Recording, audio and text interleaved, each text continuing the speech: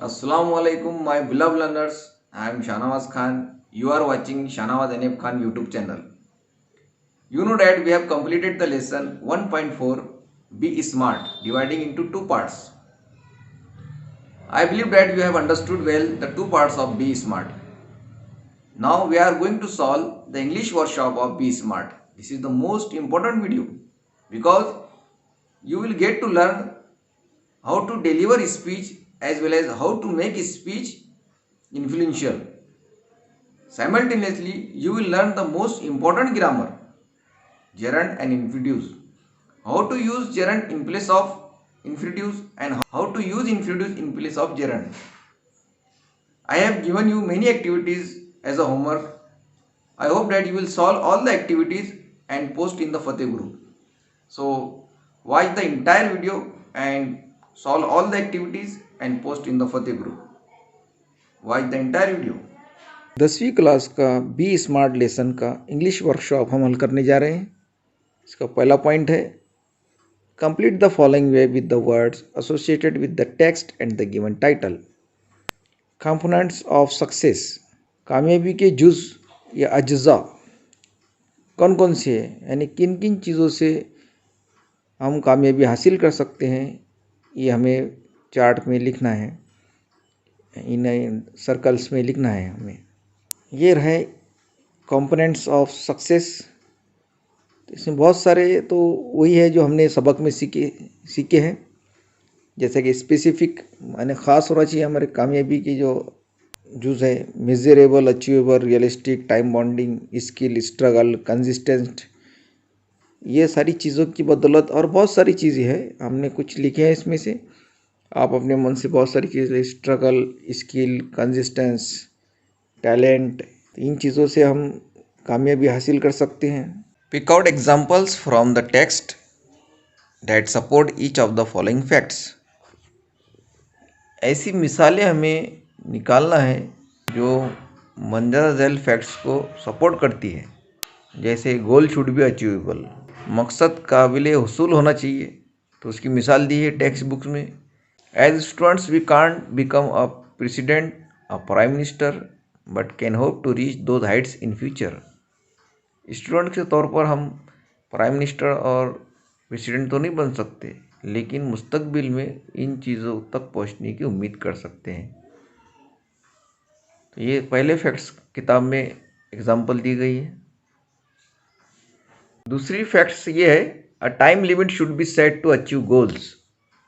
मकसद हासिल करने के लिए टाइम भी मुकर्रर करना चाहिए कि कितने वक्त में हमको हमारा मकसद हासिल करना चाहिए।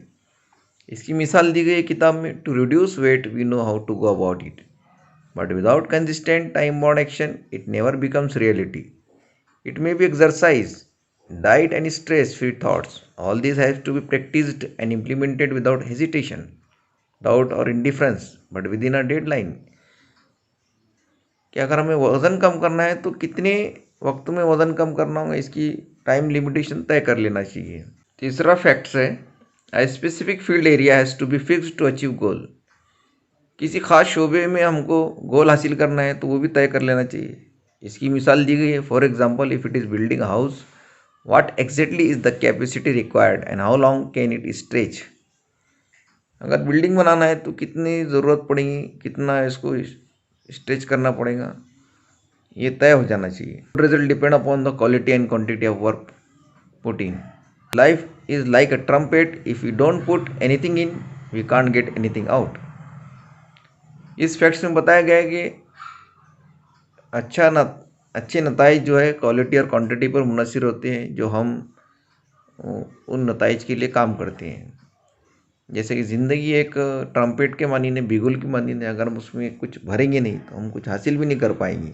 इसलिए ज़िंदगी में सख्त मेहनत नहीं करेंगे तो नताइज नहीं मिलना है। अगला फैक्ट है हमारा, a benchmark is needed to track progress. तरक्की के रास्ते की पैमाइश कर लेना चाहिए, बेंच मार्क यानी पैमाइश। While playing football one exact role and position has to be clearly defined. Football खेलते वक्त हम सबको अपने अपने रोल और अपने अपने पोजीशन को वाजे कर लेना चाहिए कि किसका क्या रोल रहेगा और किसकी पोजीशन क्या रही, तभी हम मैच जीत पाएंगे।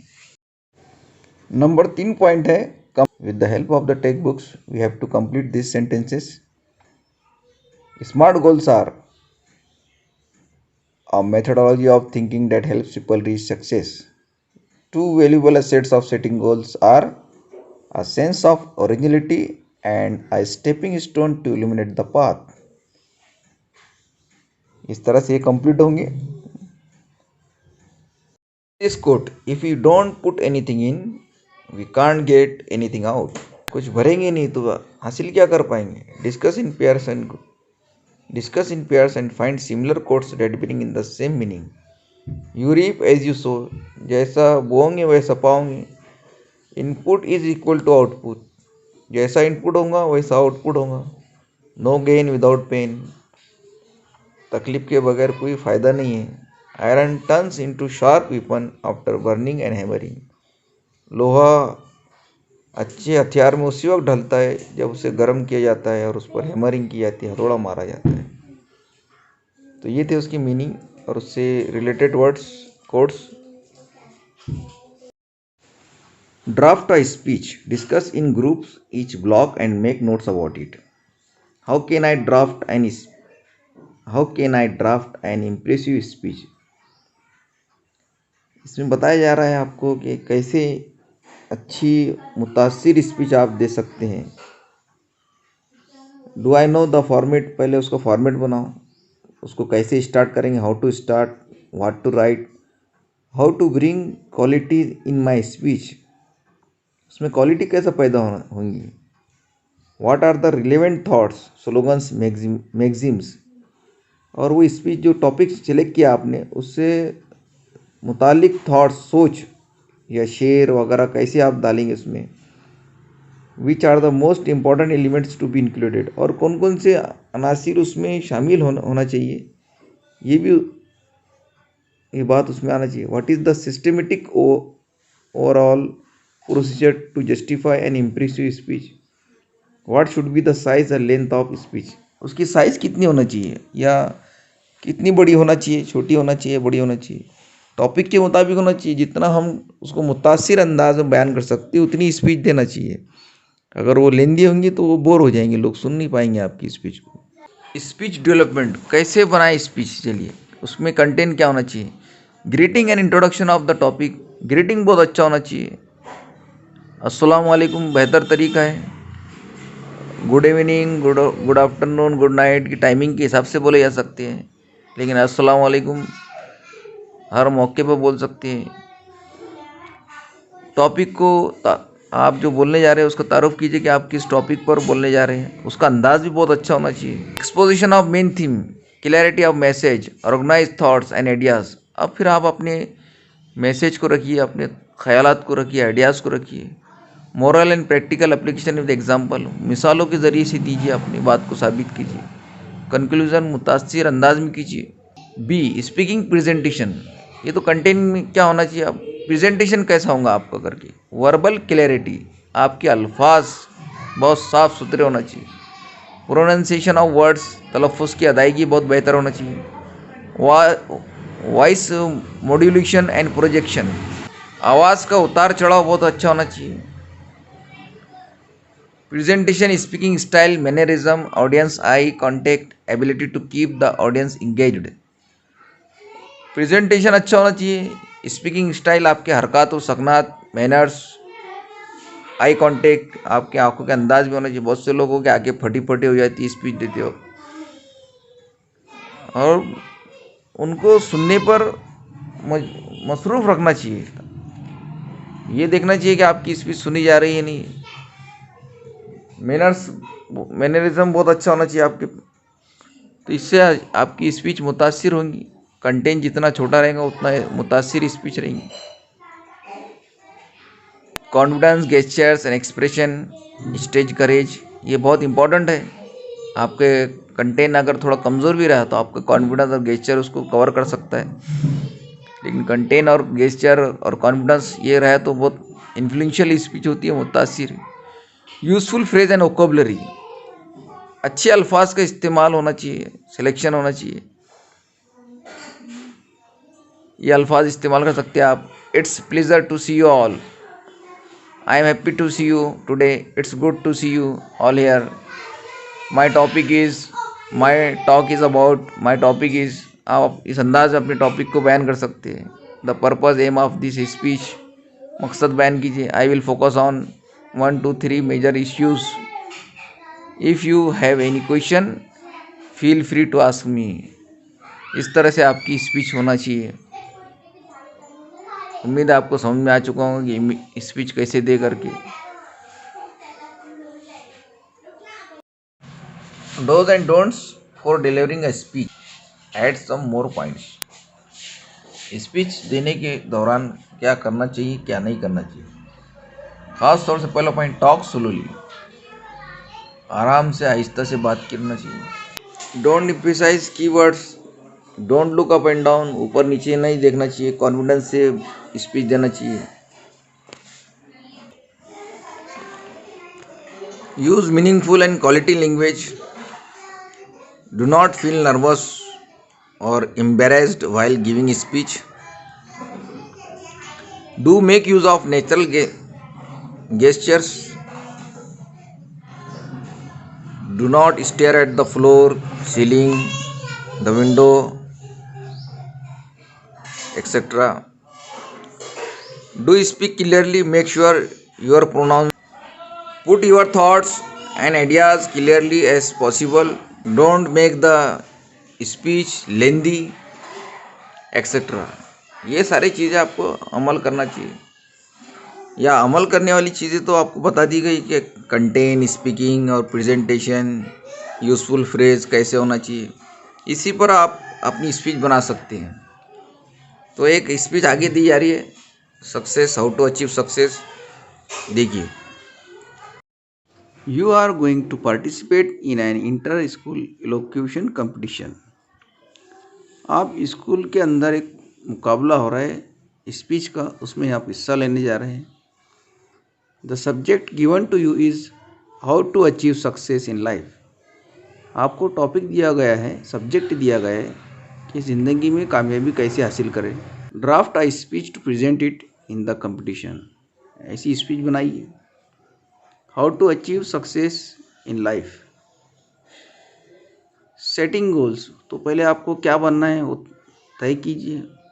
प्लानिंग, नॉलेज, कॉन्फिडेंस यानी एतमाद, हार्डवर्क, परसेवरेंस यानी साबित कदमी, प्रॉपर गाइडेंस, डेडिकेशन यानी वक्फ करना अपने आप को। Following example of successful people, कुछ जो कामयाब लोग हैं उनके एग्जांपल देना चाहिए। Patience, sacrifice, never give up attitude. तो इस पर आपको एक स्पीच बनाना है। Success is a journey not a destination. Success एक सफ़र है, ना कि एक मंजिल है। बहुत सारी खूबसूरत सी स्पीच अवेलेबल है, आप उसको लिख सकते हैं और अपनी खुद की बनाइए, आपके मुताबिक कामयाबी कैसे हासिल करना चाहिए। आपको एक प्रोजेक्ट यहाँ दिया जा रहा है। Your goal this year is to successfully pass out from secondary school. आपका इस साल का जो मकसद है, मुकम्मल तौर से अच्छे नंबर से पास होना है secondary school. Be smart and note down the following. Project तैयार कर रहे हैं आप।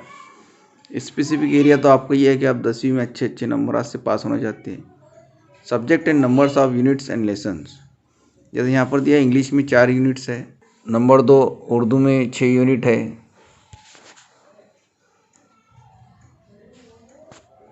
नंबर 2 उर्दू में 6 यूनिट है। नंबर 3 में साइंस में 8 यूनिट है। मराठी हिंदी में 15 यूनिट है। मैथ्स में 6 यूनिट है। सोशल साइंस में 8 यूनिट है। इस तरह से ये 6 सब्जेक्ट है। अब मिजरेबल, अब इनकी पैमाइश करना है हमको, क्योंकि पिछले साल हमारा क्या हाल था, इस साल क्या है। Comparison of scores in previous examinations and in recent one. पिछले साल के मुकाबले में आपका इस साल कैसा परफॉर्मेंस रहा। तो यहाँ पर तो इंग्लिश में ही पहले इसमें पुअर दे दिया उसने, जबकि इंग्लिश में अपने को अच्छा बनाना है। खैर एग्जाम्पल ही बनाना है। पुअर, फेयर, फेयर, पहला टेस्ट अपना कमज़ोर रहा, दूसरा अच्छा रहा, तीसरा भी अच्छा रहा।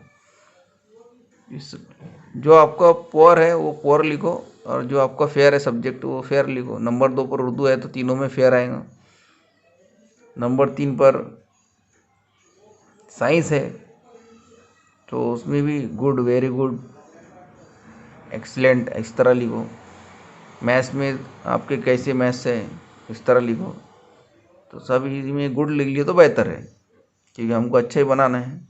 अब इसमें अचीवेबल गोल कौन कौन से? Target scores performance in SSC exams. पहले में गुड, दूसरे में भी गुड है, तीसरे में भी गुड है, चौथे में भी गुड है, पांचवें में भी गुड है और छठे में भी गुड है।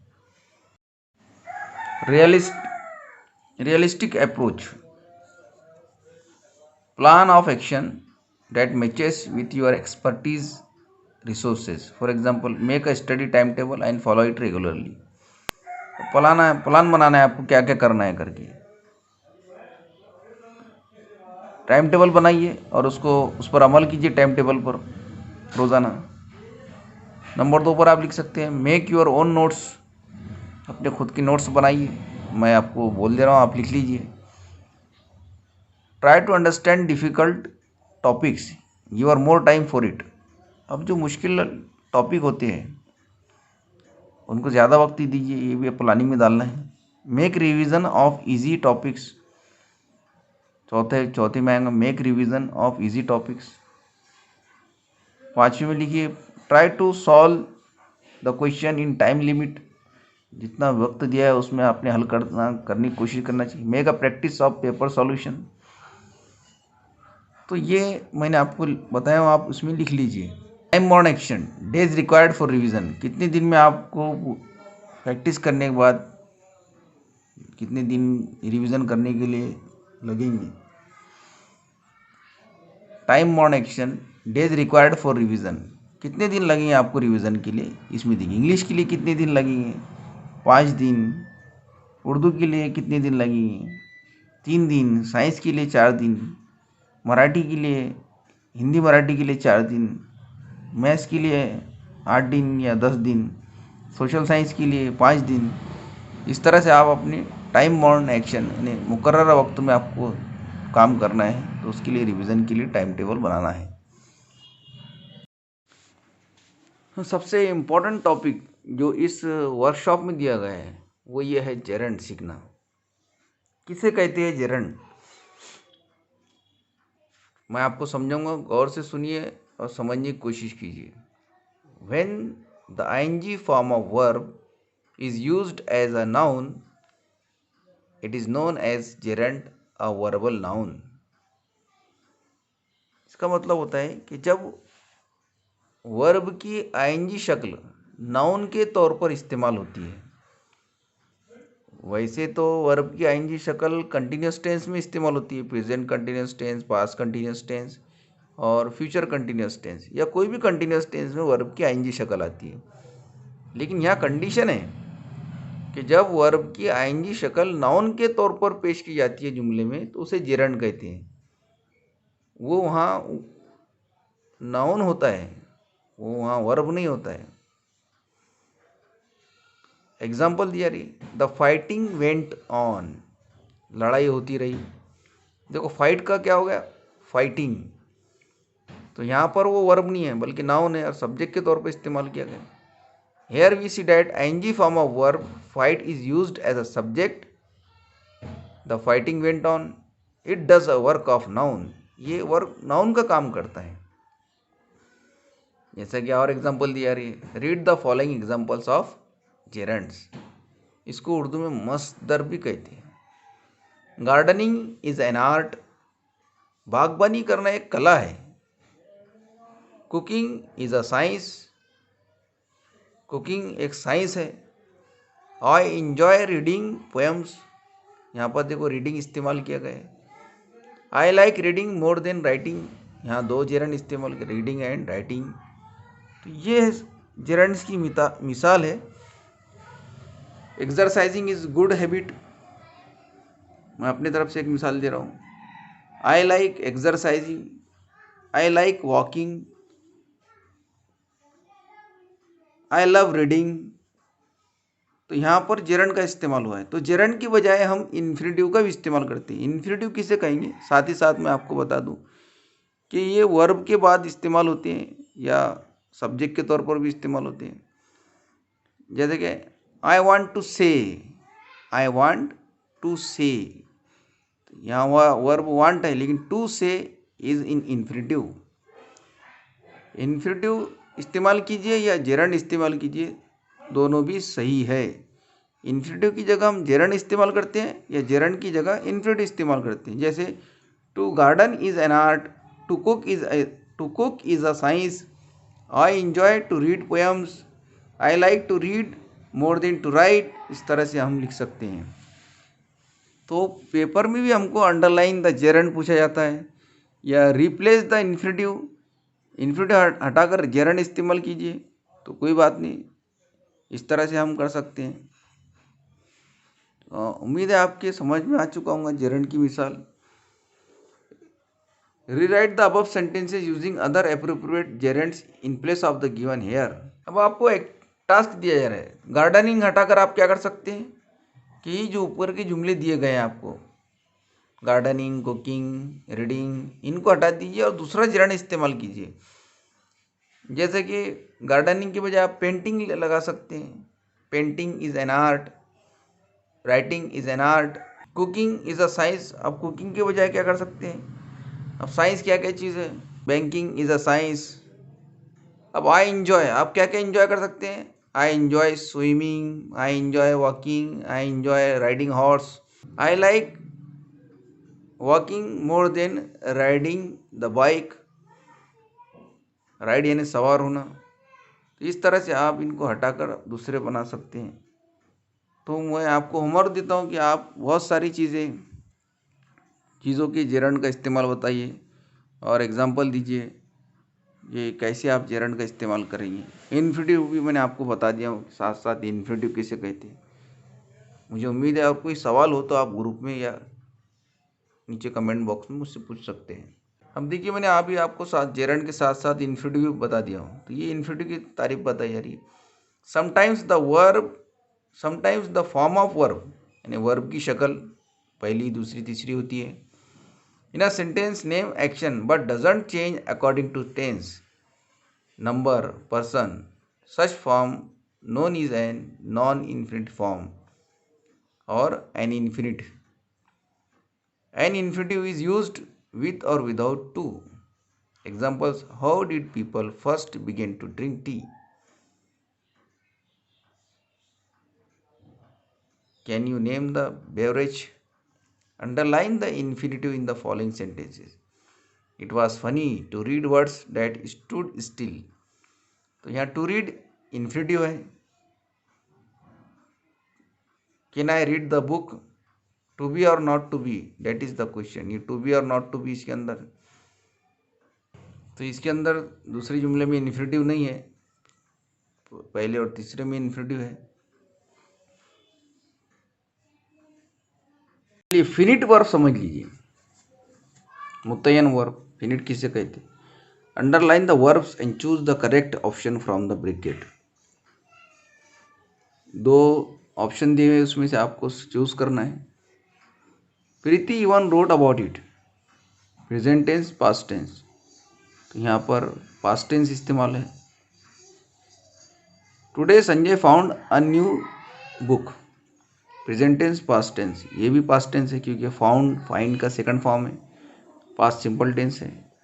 राहुल फाइंड्स मैथ इजी, यहाँ फाइंड जो है पहली शक्ल है लेकिन राहुल की सिंगुलर होने की वजह से वर्ब की पहली शक्ल के आखिर में एस लगा, फाइंड का फाइंड्स करना पड़ा क्योंकि कानून है सब्जेक्ट सिंगुलर हो, थर्ड पर्सन हो तो वर्ब के आखिर में एस लगता है।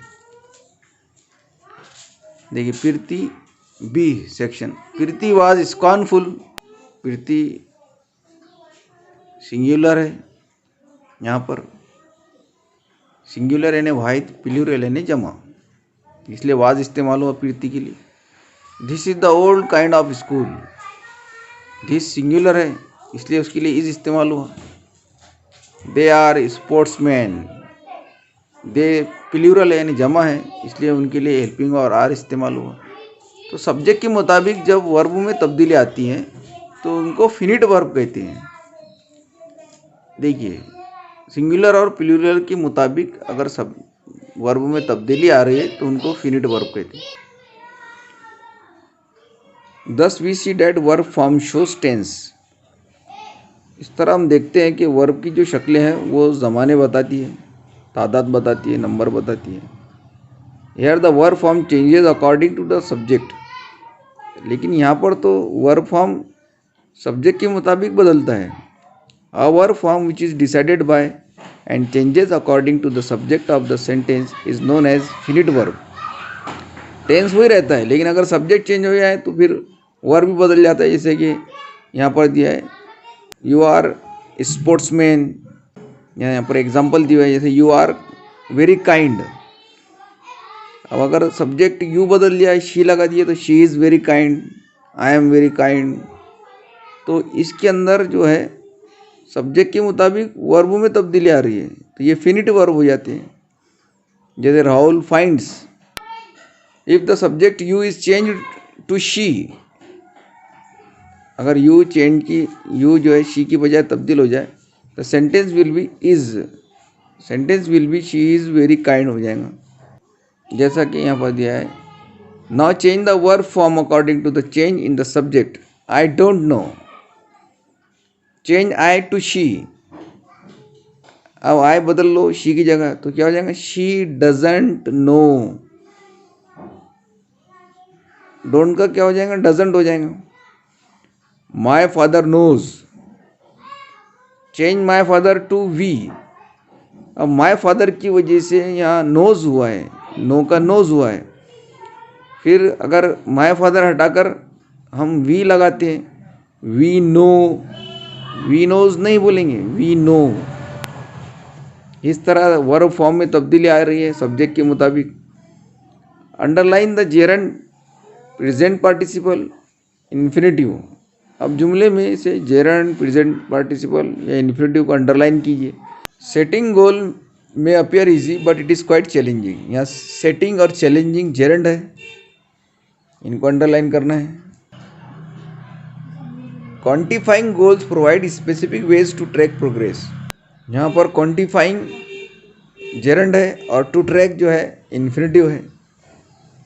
It is important to create goals, to create infinitive that are within a current skill set or area of expertise। We need to bring down, bring down, to bring down ये infinitive है इस जुमले में। Finding the right footing, precisely mastering the skills and getting to the next place। Finding, mastering and getting ये तीनों भी gerund है। Finding, footing, mastering और गेटिंग ये सब जेरंड है।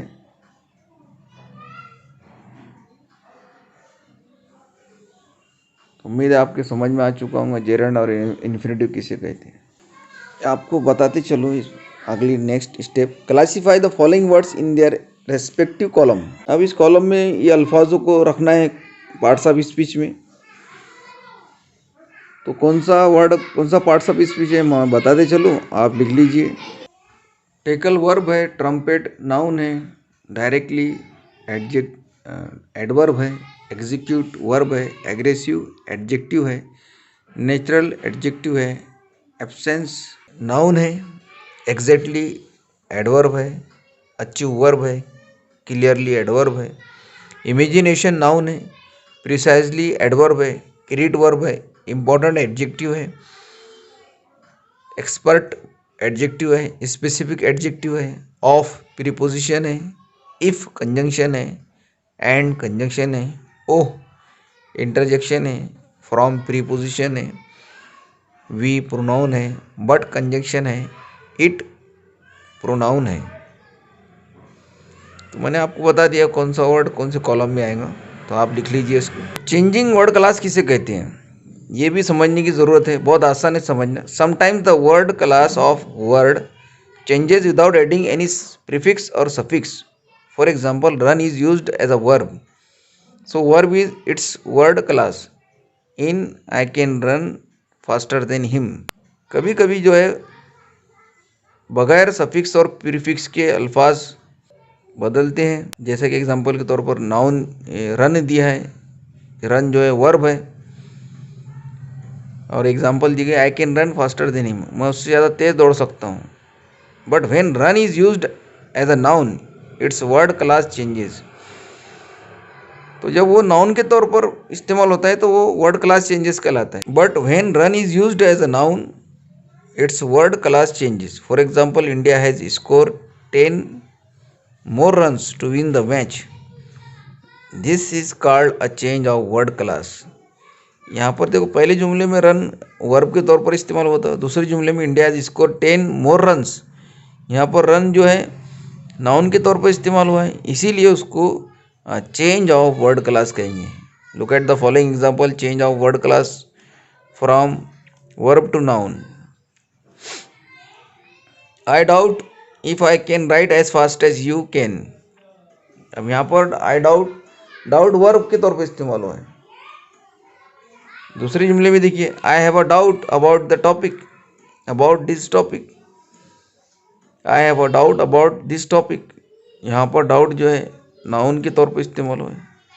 सिमिलरली उसी तरह से वैसी love, walk, catch, throw, turn, ये सब मिसालें हैं जो चेंज ऑफ वर्ड क्लास के तौर पर इस्तेमाल करते हैं, जो वर्ब भी है और नाउन भी है। Help, change of word class from noun to verb.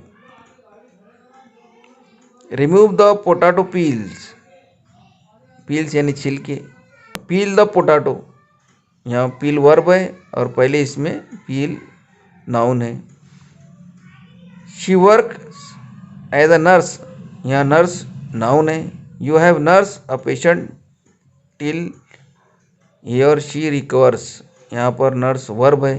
तो उम्मीद आप समझ चुके होंगे change of word class from noun to verb या वर्ब टू नाउन। तो ये थी ग्रामर जो कि बहुत इम्पोर्टेंट था, जो आपको लैंग्वेज ऑफ स्टडी में 10 मार्क के लिए पूछा जाता है। Underline the infinitive, underline the noun, underline the gerund,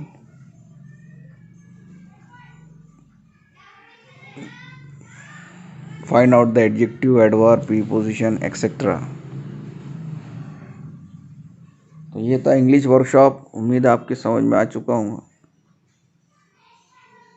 इसके पूरे एक्सरसाइज जो मैं आपको बता चुका हूँ हल करके ग्रुप में या ज़रूर भेजिए, या अपने किताब में, बुक में प्रैक्टिस ज़रूर कीजिए।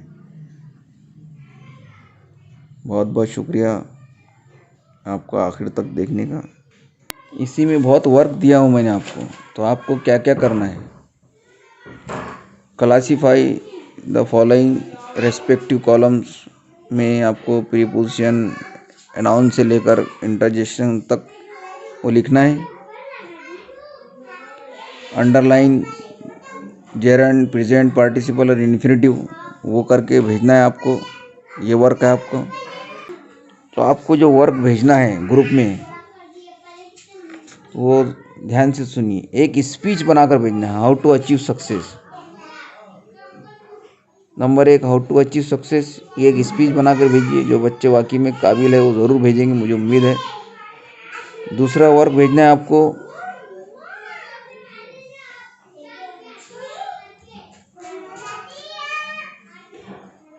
Underline the gerund, present participles और इन्फिनेटिव, तीनों एक ही है। तो ये जुमले हैं ABCDE, इनके अंडरलाइन करके भेजना है आपको। और उस अंडरलाइन करने के बाद उस सेंटेंस के आगे लिखना है कि आपने किस चीज़ को अंडरलाइन किए, जेरंड को अंडरलाइन किए या इन्फिनेटिव को अंडरलाइन किए, ये आपको लिखना है सेंटेंस कंप्लीट होने के बाद।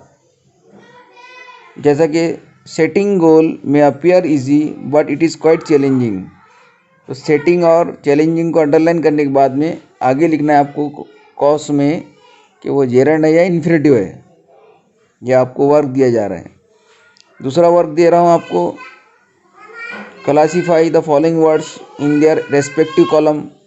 ये पूरे पार्ट्स ऑफ स्पीच आपको कॉलम में भरना है।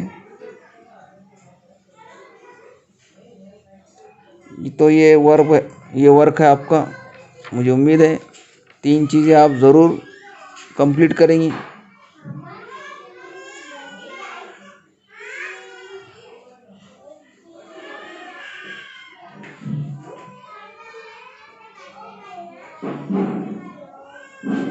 और जो बच्चे ज़्यादा मेहनत करना चाहते हैं तो वो पूरे वर्कशॉप को एक पेज पर हल करके जोड़ पेज पर हल करके ज़रूर भेजें, तो बहुत अच्छा होगा, ताकि आपकी पूरी प्रैक्टिस हो जाए।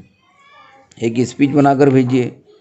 और इससे पहले मैंने वर्क दिया आपको, खाली जगह दिया है, complete the following sentences, smart goals are खाली जगह, 2 valuable assets of setting goals are खाली जगह, ये कंप्लीट करके भेजना है। ये भी वर्क है आपको। एक हाउ टू अचीव सक्सेस, ये स्पीच तैयार करके भेजना है। उम्मीद है आपके पूरा होमवर्क समझ में आ गया होगा। तो इंतज़ार कीजिए next topic. His first flight will appear soon on your YouTube